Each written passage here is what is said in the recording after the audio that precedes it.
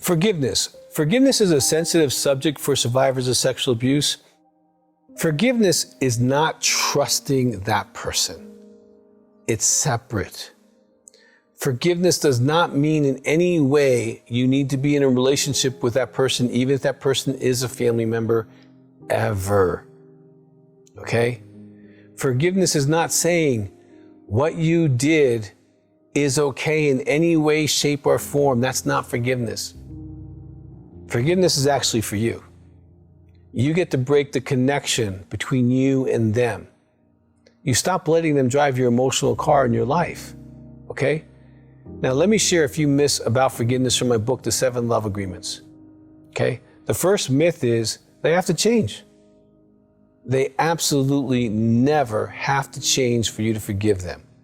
This is 100% your choice when you decide to do it, okay? And I've had thousands of clients do forgiveness, and the other people have never changed. They have to ask me for forgiveness is the second myth. They don't have to ask you for forgiveness. You can give it whenever you want to give it. You're in control of that, not them. Number 3, I must confront the person in order to offer that person my forgiveness. No, you don't. Okay? Forgiveness is a gift you give to yourself independent of the other person. You can forgive when you want, and you can disconnect from them, and you don't need to have any interference from their trauma in your life and heart again. Now, I want to share with you a forgiveness exercise you can use to help you in processing forgiveness. Okay, so I'm going to kind of walk you through this. Now, I would strongly encourage you only do this after you've done the anger work on the person. This is not the shortcut to get to something. Okay, do the anger work first, then do this work so that you can really be able to do it with ease. I can't tell you how many hundreds of clients have done the anger work, and then when they did this forgiveness work, they were like, oh my gosh, I've been trying to do this for decades, but yesterday when I did the anger work, it's like something left and I could finally let go. Okay, now for this you're going to need 2 chairs, okay, to do this exercise. So in chair 1, you're going to sit here in chair 1, and chair 2 is going to be in front of you, okay?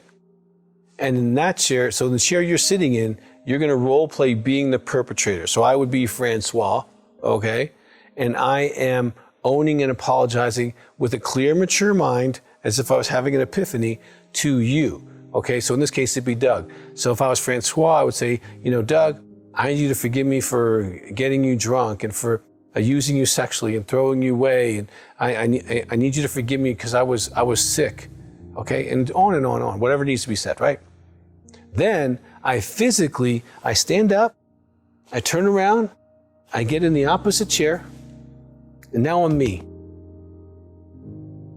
And I can decide to say anything I want to say. I just want you to be authentic. I don't want you to lie. I don't want you to make it up. You can say, I still hate you. I'm not able to forgive you yet. Okay. Then once a month, you would do this exercise until you were able to do that. If you're at a place where it's like, hey, I'm really there, you say, okay, you know, Francois, you know what? I am forgiving you for me. What you did was sick. You're a criminal. I don't know where you live. I don't care where you are.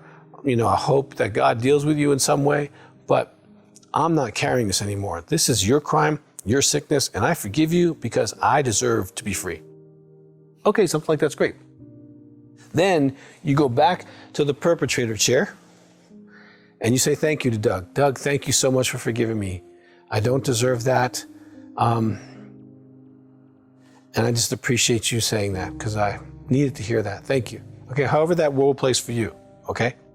So you start as a perpetrator, go to the second chair as you, come back as a perpetrator and say thank you if you forgive. If you don't forgive, don't do the last part, give it a month, do it again, because at some point you want to be able to forgive and you want to be able to move this on so that you can walk out of this. And if you don't forgive, you know, keep trying, go at it. And after you do the anger work on someone who's hurt you, this forgiveness exercise can really be helpful, okay? And again, you might need to affect other people, parents, lovers, ex-spouses, yourself, other people you're mad at. Great exercise to do the anger work and forgiveness work towards.